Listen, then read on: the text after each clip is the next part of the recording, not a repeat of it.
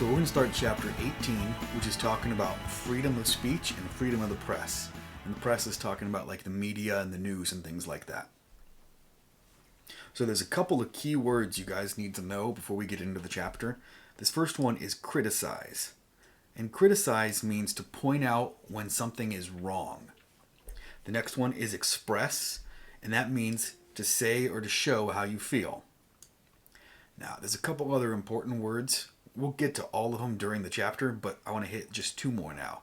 The next two are slander and libel. And slander is to say something untrue in order to cause harm to somebody. And libel is closely related to slander. It's a similar concept, but instead of saying something, it's writing something down or making a piece of art or a song or something more permanent than just saying it. So, it's going to explain why freedom of speech and freedom of the press is important. Suppose you ran a newspaper. Could you get arrested for printing the truth in your newspaper?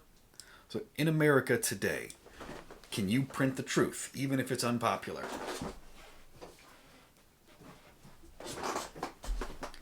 In 1734, the American colonies were still part of Great Britain. The King of England still ruled us, and some people thought that the King of England was treating us unfairly, so they criticized the British government. The guy who published the paper was named John Peter Zenger, and he got arrested for criticizing the government. So he was writing news stories basically saying the government was doing things wrong, and he got arrested for just writing those stories. It did not matter if the stories were true or not. It was illegal to criticize the government, so he got arrested for it. So what happened is he went to court, and the jury decided he shouldn't get arrested because everything he said was true. The jury believed people had the right to speak the truth. And what happened is the judge ended up putting this guy in jail still.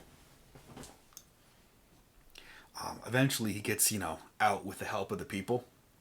But this story was important because it showed how important freedom of speech and freedom of the press is going to be to the American people.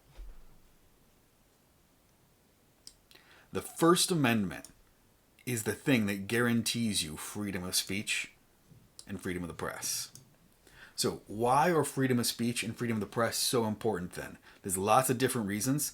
The United States is a representative democracy, and that means the people hold the power. Because we get to choose who gets elected by voting for them. If they don't do a good job, we vote them out. So the people choose the representatives, and the representatives are supposed to pass the laws in the best interest of their people. But to make sure we're making informed decisions when we vote, we have to be able to get good information. So freedom of speech and freedom of the press is important to make sure that the people actually understand what's going on.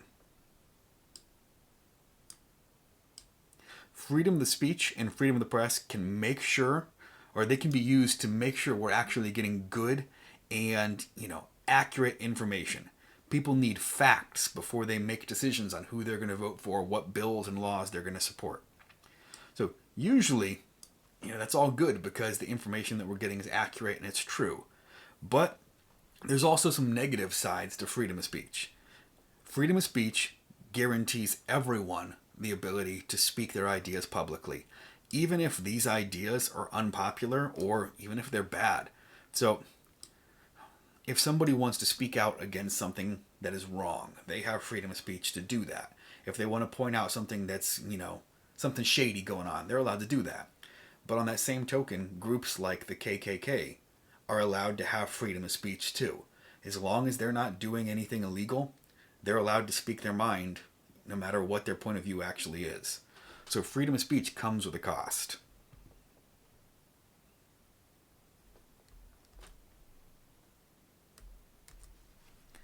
Okay, so like I just said, popular ideas get expressed with freedom of speech, but also unpopular ideas too.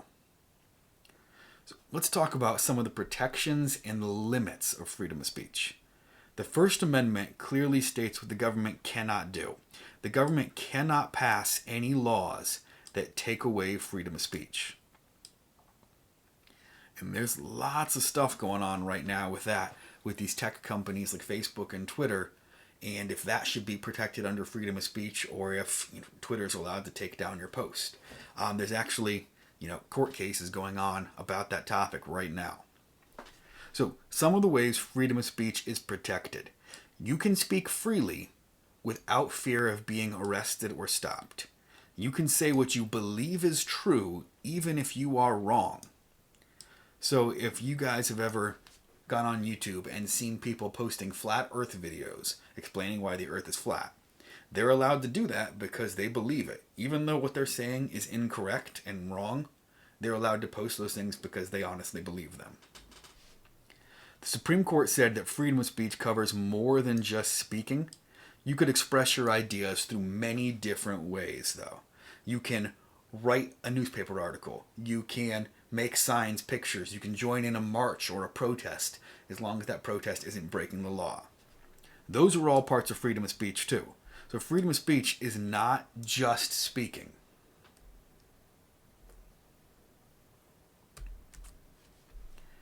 You are free to make your ideas public through other ways, too. You can talk on the radio. You can go on TV.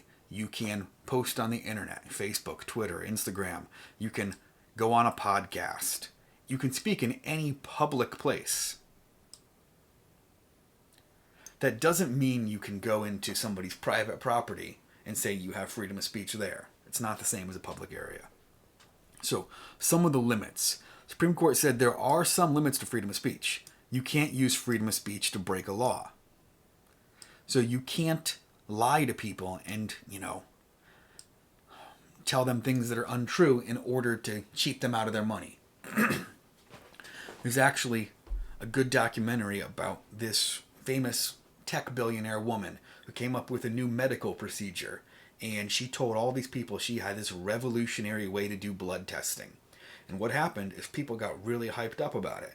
They were giving her all kinds of money, and at one point she was the richest woman in the world. Then it turns out everything she was saying was a lie. She didn't really have any new technology. So that's not protected under freedom of speech because she was lying and broke the law with her speech. Another way freedom of speech is limited is you cannot slander somebody. And slander is when you say something untrue in order to cause harm to somebody. Third, you cannot say things you know are not true to put people in danger. So what that means is you couldn't run down the hallway at school when we're back in session yelling, "There's a fire in Mr. Oliver's room." Because what's going to happen is people are going to run out of the building and somebody could get injured during that. So freedom of speech does not allow you to just say whatever you want. There are some limits with freedom of speech. These limits to freedom of speech do allow for things such as honest mistakes. So let's say that you think that one of your teachers is doing something illegal. Let's say that you think Mr. Oliver is stealing from Dollar General. And you tell Miss Merritt and you tell some of the deputies at the school that you think you saw me stealing from Dollar General. Let's say they go and they look at security cameras and it wasn't actually me. It was someone else who looks similar to me. Now, you're not going to get in trouble for that because freedom of speech allows for honest mistakes. Now, that whole situation changes if you went and told my boss that I was stealing from Dollar General because you were upset that you failed the test and you just wanted to get me fired and you knew it wasn't true. That's not allowed. That would be slander. That's against the law. Another thing the Supreme Court has decided is that prior restraint is not allowed. And prior restraint is restricting somebody's speech before they actually break the law.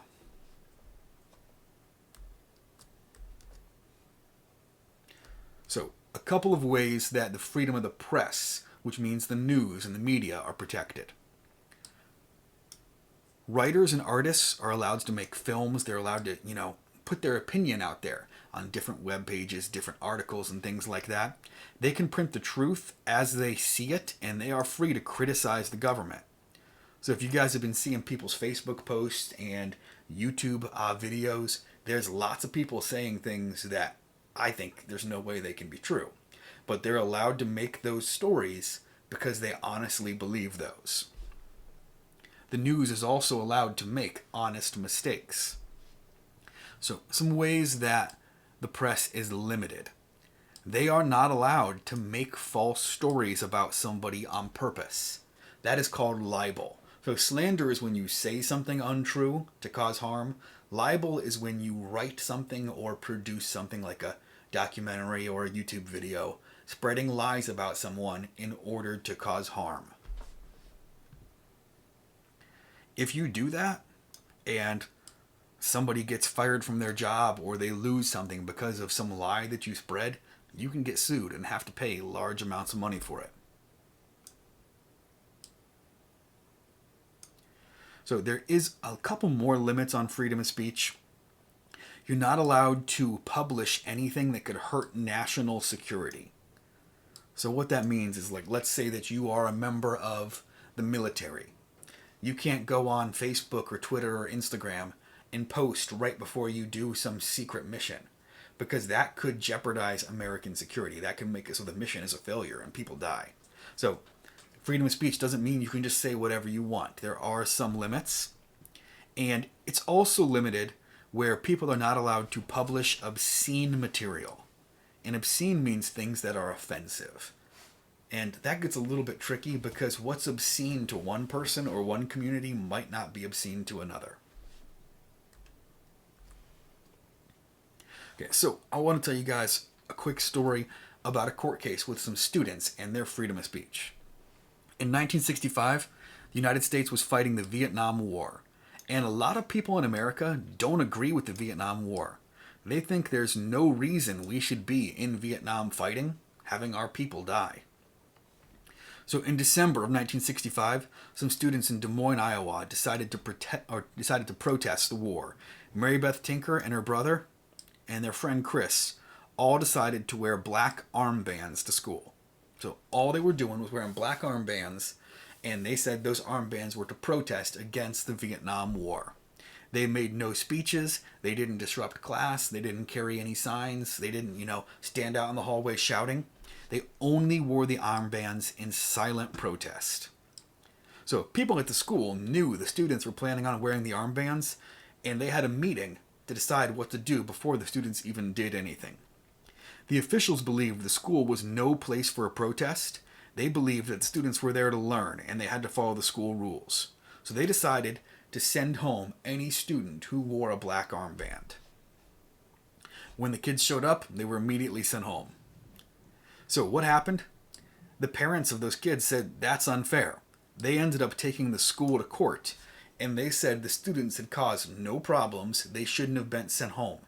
They said the students have the First Amendment, which is freedom of speech, and their freedom of speech should be protected even within school. So the school argued in court and said, no, their job is to keep the school neat and orderly and safe. They said they had the right to stop anything that would cause trouble in their classes, since students were there to learn and not to protest. So this court case goes all the way up to the United States Supreme Court, the highest court in the country. And the court had to decide, is this really, freedom of speech, or should the students have not made this type of protest? So the students were not adults. So the court has to decide, do they have the same rights as adults? Second, the school usually has the right to make its own rules. The schools can make whatever rules they want. But the court had to decide, could a school rule violate the Constitution? So what happens is the Supreme Court ruled in favor of the children in their protest. They said students were protected by the First Amendment even at school. They have freedom of speech even while they are at school. They are allowed to use freedom of speech as long as they are not violating the law. So, if you guys have been watching the news, there's actually another story going on right now where the parents are trying to get this case all the way to the U.S. Supreme Court, where a girl ended up getting suspended for something she posted on social media. And I'm curious to see what the Supreme Court is going to decide, because freedom of speech is always changing and what's protected and what's not. And I'd be interested to see what happens in this case. Okay, guys, so what I need you to do now is go into Google Classroom, and in Chapter 18, you're going to work on Chapter 18, Lesson 1 worksheet.